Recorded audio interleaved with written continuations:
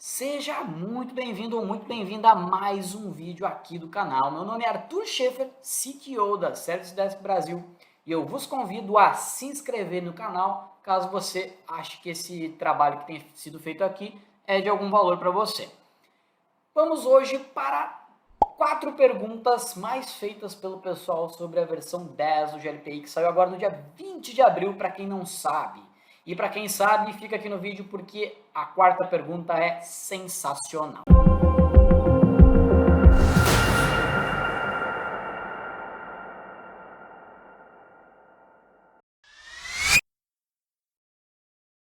A primeira pergunta é: a partir de qual versão do GLPI eu posso partir para chegar na 10?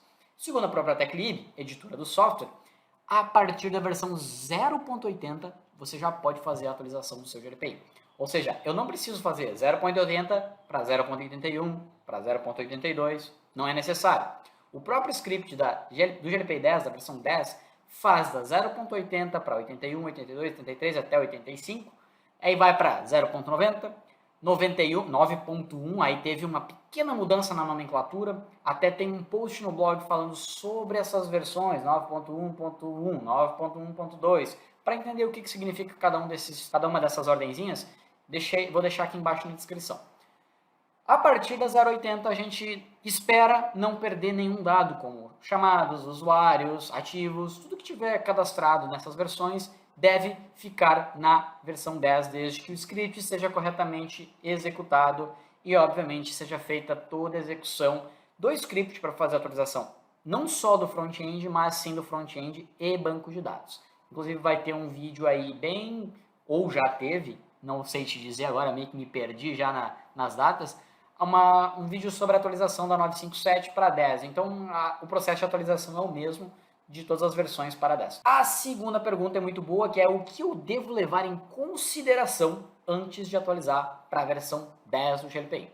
Então, em primeiro lugar, pré-requisitos básicos de sistema para que o GLPI 10 funcione. Então, PHP 7.4 e MySQL 5.6. Ah, Arthur, mas eu uso MariaDB. Procura lá qual é que é a versão respectiva desse MariaDB para o MySQL 5.6, porque eles são apenas versões diferentes, são apenas softwares diferentes do mesmo recurso, que é um administrador de banco de dados. Então, dá uma olhadinha lá qual que é a versão respectiva, porque senão não vai funcionar o InnoDB, não vai ser possível fazer algumas das migrações necessárias, que inclusive é um ponto importante. Depois do processo de atualização, tem algumas migrações que vão aparecer algumas telinhas laranjas lá, pedindo para que vocês façam algumas migrações lá na console do GLPI. Então, por isso também é importante o PHP 7.4, porque algumas dessas migrações não são possíveis em versões anteriores do PHP. Outra coisa importante é o backup da aplicação e o backup do banco de dados. É importante que vocês tenham esses backups e, se for uma VM, façam o snapshot antes, porque caso seja necessário voltar para a versão anterior, num curto espaço de tempo, é muito fácil de fazer via snapshot, por exemplo. Mas o backup sempre é importante para que a gente possa voltar caso deu tudo errado. E isso aqui não é específico do GLPI, isso é para tudo. Backup antes de fazer qualquer alteração.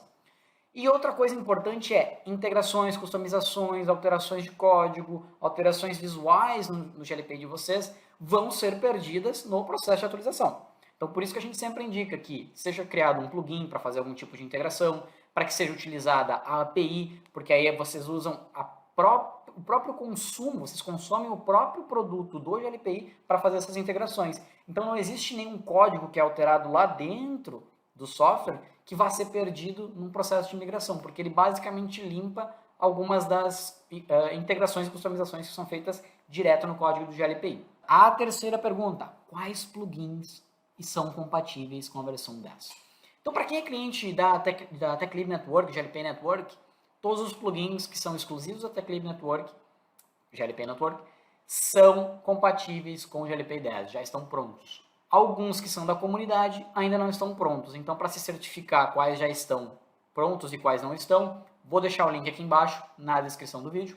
Teste primeiro, se você tem algum plugin aí que é muito necessário para a tua infraestrutura e ele ainda não está na versão 10, por favor, se certifique de que esse plugin seja atualizado ou segura aí a sua atualização até que o plugin seja atualizado. Quarta pergunta, e essa aqui, antes de eu falar dela, quero deixar um convite para se inscrever na nossa revolução do GLPI 10, que vai ser um desafio que vai acontecer aí no mês de maio, para que você fique por dentro também aí dos e-mails que a gente vai passar para vocês em relação aos recursos do GLPI 10 e o que a gente tem para entregar para vocês nos próximos dias. Vamos para a quarta pergunta, que é: quais são as principais características ou os principais benefícios de se usar o GLPI Inventory, que é o inventário nativo do GLPI? Um dos principais benefícios é performance, ou seja, a performance melhora pelo simples fato de a gente não ter que usar um plugin adicional, que antes a gente usava o Fusion Inventory,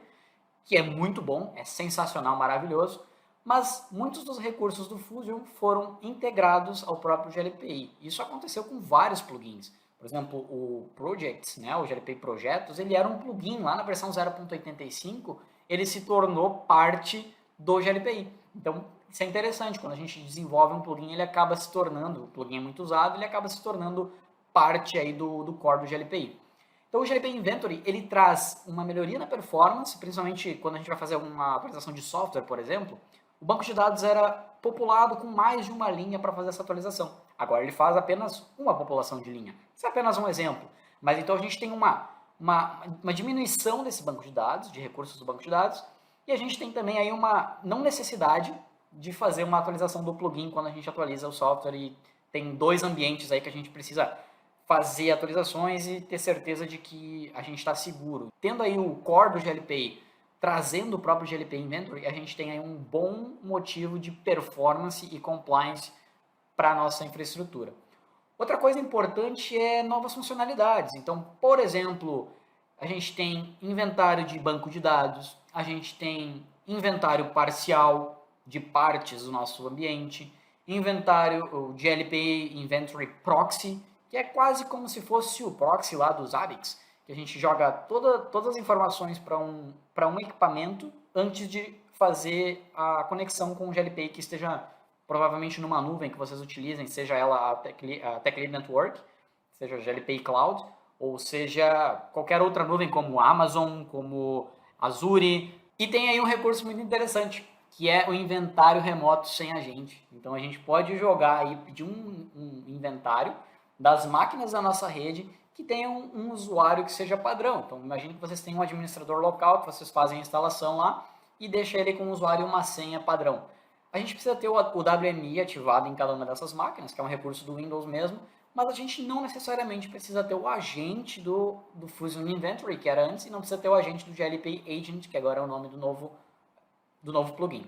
E sim, os agentes do Fusion Inventory continuam sendo compatíveis com o GLPI Inventory, mas é muito importante que vocês vão fazendo a migração dos agentes do Fusion para o GLPI Agent, até porque alguns recursos novos só estão disponíveis no GLPI Agent. E aí, qual é a outra pergunta que tu tem sobre o GLPI 10? Deixa aqui embaixo nos comentários, a gente vai responder talvez no próximo vídeo, ou até aqui embaixo na própria caixinha, ou não responde na quinta, por que não? Valeu, abraço, até a próxima!